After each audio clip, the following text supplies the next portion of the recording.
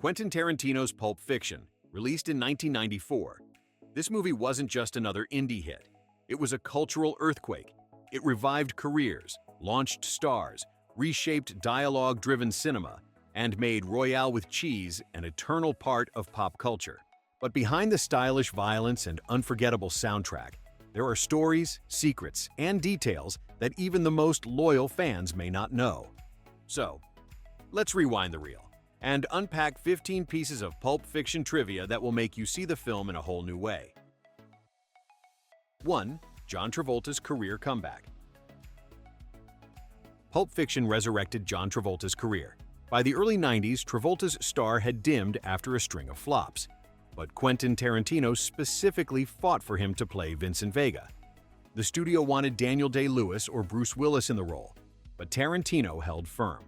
I think on the internet there's a thing floating around about my wish list of the cast. Travolta's performance not only earned him an Oscar nomination, it launched a new phase of his career with hits like Get Shorty and Face Off. You know the funniest thing about Europe is? What? It's the little differences. It's no exaggeration to say, without Pulp Fiction, Travolta might have faded into obscurity. Marvin, what do you make of all this? Man, I don't even have an opinion. Well, you gotta have an opinion.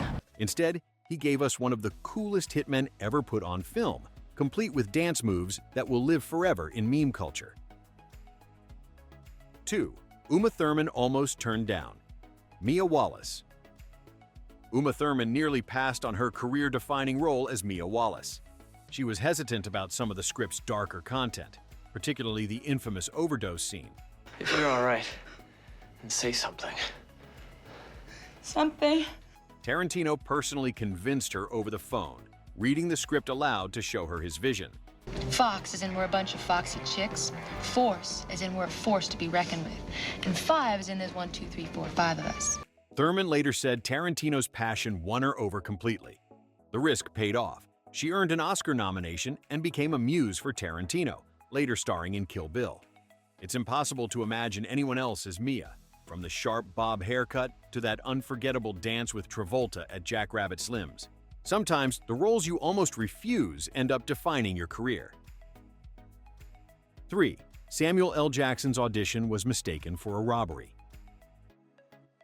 When Samuel L. Jackson auditioned for Jules Winfield, he walked into the room with his booming voice and intimidating energy. The producers thought he was an actual criminal barging into the office. Looks like me and Vincent caught you boys at breakfast. Sorry about that. Jackson laughed it off, but his audition was so commanding that Tarantino immediately knew he'd found his Jules. The role turned Jackson into a superstar and earned him an Oscar nomination.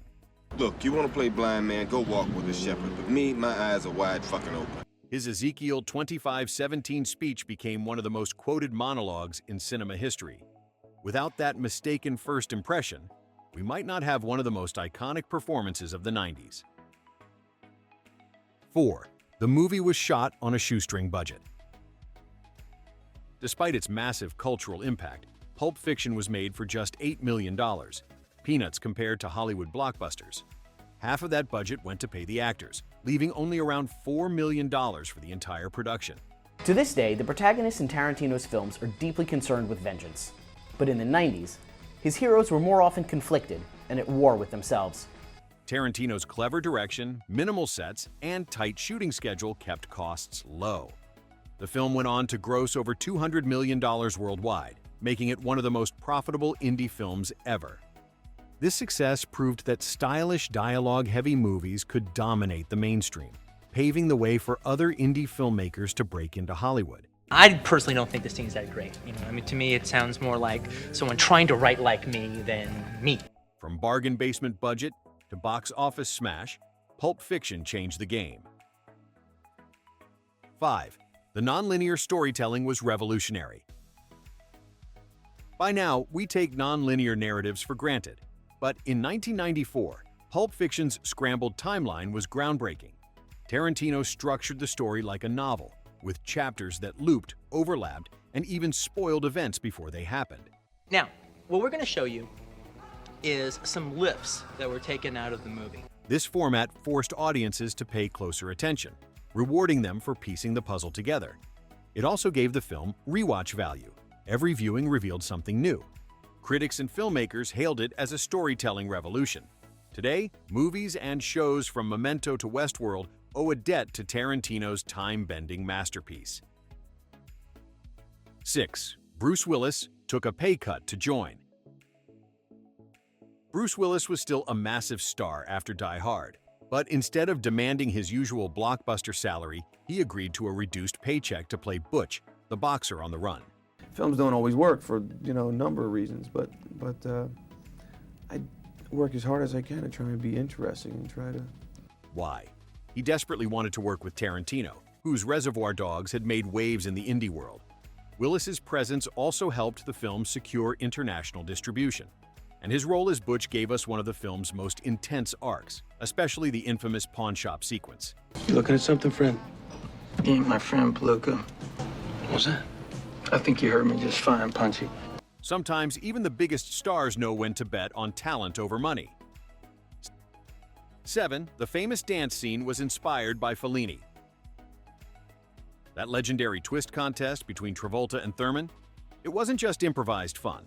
Tarantino drew inspiration from Federico Fellini's film 8½, which featured a similar dance sequence. I do believe Marcellus, my husband, your boss, told you to take me out and do whatever I wanted. And now I want to dance, I want to win, I want that trophy. He also encouraged Thurman and Travolta to add their own quirky moves, like the Batman and Cabbage Patch. Travolta later admitted he was nervous, since dancing had been his 70s trademark in Saturday Night Fever. But the scene became one of the most iconic in movie history. Now, who will be our first contestants? Right here. Want to dance? Today, it's endlessly parodied, mimed, and referenced, proving that sometimes a simple dance can define an entire film. 8. The briefcase. Mystery was left intentionally open. What's in the briefcase? The glowing gold contents have sparked endless fan theories, from Marcellus Wallace's soul to literal gold bars. Take him to the kennel, sick the dogs on his ass. We'll find out for goddamn sure what he knows and what he don't. But Tarantino has admitted, it's just a classic MacGuffin. The point wasn't the contents, it was the reactions of the characters. By leaving it open-ended, Tarantino gave fans a mystery to debate for decades. Even today, YouTube comment sections and Reddit threads still argue about it. The glowing briefcase remains one of cinema's greatest unsolved riddles, by design. 9. Quentin Tarantino plays Jimmy. Tarantino himself pops up as Jimmy, the coffee-obsessed friend who gets dragged into cleaning up Marvin's, accident. While not the strongest actor, Tarantino's cameo has become a signature in his films. I don't need you to tell me how fucking good my coffee is, okay? I'm the one who buys it. I know how good it is. When Bonnie goes shopping, she buys shit. He originally considered playing Lance, the drug dealer, but Eric Stoltz took that role. Okay, well then you bite the fucking bullet and you take her to a hospital and call a lawyer. Tarantino liked writing himself into supporting parts, small enough not to derail the story, but memorable enough to leave an impression. For fans, spotting Tarantino's cameos became part of the fun. 10. Harvey Keitel saved the day as the Wolf. The suave problem solver Winston Wolfe, or the Wolf, was played by Harvey Keitel. Keitel wasn't just an actor in the film, he was instrumental in getting Pulp Fiction made. Okay, gentlemen, you've both been to county before, I'm sure. Here it comes. After starring in Reservoir Dogs, he used his industry clout to help Tarantino secure financing and distribution. Keitel's performance as the Wolf, calm, collected, and endlessly quotable, became a fan favorite. Take the body, stick it in the trunk. Now, Jimmy, this looks to be a pretty domesticated house. That would lead me to believe that in the garage, you're under the sink, you got a bunch of cleaners and cleansers and shit like that. In many ways, he was both a fixer on screen and behind the scenes. 11. The film won the Palme d'Or at Cannes. Pulp Fiction premiered at the Cannes Film Festival in 1994 and won the coveted Palme d'Or. The Palme d'Or goes to Pulp Fiction. This was a turning point. Suddenly, an indie crime film from a video store clerk turned director was the talk of the entire film world. The award brought global attention and cemented Tarantino as a major filmmaker. Audiences at Cannes reportedly gave the film a 15-minute standing ovation. From festival darling to worldwide sensation, Pulp Fiction's Cannes victory proved it was more than just a cult hit. 12. Red Apple cigarettes are a Tarantino trademark. Eagle-eyed viewers noticed that characters smoke Red Apple cigarettes, a brand that doesn't exist. That's because Tarantino created it as part of his fictional movie universe. Could you, roll me one of those, cowboy? You can have this one, cowgirl. Thanks. Red Apple pops up in several of his films, from Kill Bill to Once Upon a Time in Hollywood. It's part of Tarantino's unique world-building, little Easter eggs that reward fans who watch his movies closely. By 1994, Red Apple had already become a running inside joke among his followers. 13. The soundtrack revived surf rock. The film's soundtrack, packed with surf rock and retro tracks, became a cultural phenomenon. Songs like Mr. Low by Dick Dale suddenly topped charts decades after their original release. Tarantino's use of music, ironic, stylish, and perfectly timed, influenced how soundtracks were curated in the 90s and beyond. And now the young monsieur and madame have rung the chapel bell. The Pulp Fiction album sold over 2 million copies, making it one of the most successful movie soundtracks ever. Thanks to the film, surf rock briefly came roaring back into pop culture. 14. Jules was almost played by someone else. It's hard to imagine anyone but Samuel L. Jackson as Jules, but the role almost went to Paul Calderon. Oh, Vincent Vega, our man in Amsterdam. Jules Winfield, our man in Inglewood. Get your asses down in here. Calderon gave a strong audition and was seriously considered. But when Jackson came in, he blew everyone else away. Calderon still appears in the film as Paul, the bartender. Well, when you're first starting out, it's a crapshoot.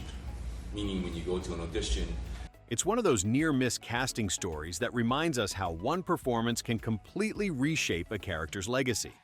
Jackson didn't just play Jules, he defined him. 15. Pulp Fiction changed independent cinema forever. Our final fact is about legacy. Before Pulp Fiction, indie films rarely broke into the mainstream. After its success, studios scrambled to fund edgy, dialogue-driven projects from young filmmakers. Because I thought about all year long, everything building up and everything, and just blow it all, just tonight, just say everything. It opened the door for directors like Paul Thomas Anderson, Kevin Smith, and the Coen brothers to reach wider audiences. The movie's influence can still be seen in countless films and TV shows today. It didn't just win awards, it redefined what cinema could be. And there you have it. 15 fun facts about Pulp Fiction that prove it wasn't just a movie. It was a cultural revolution. From Travolta's comeback, to that mysterious briefcase, to the dance scene that everybody has tried to copy at a wedding reception. This film left a permanent mark on pop culture. So, which fact surprised you the most? Drop it in the comments. We read them all. And if this deep dive made you crave a Royale with cheese, hit like, tap subscribe, and join Rewatch Club, where we don't just watch movies, we rewind them. Until next time, keep the music loud, the coffee strong, and remember, don't forget your wallet, because it's the one that says Bad Mother.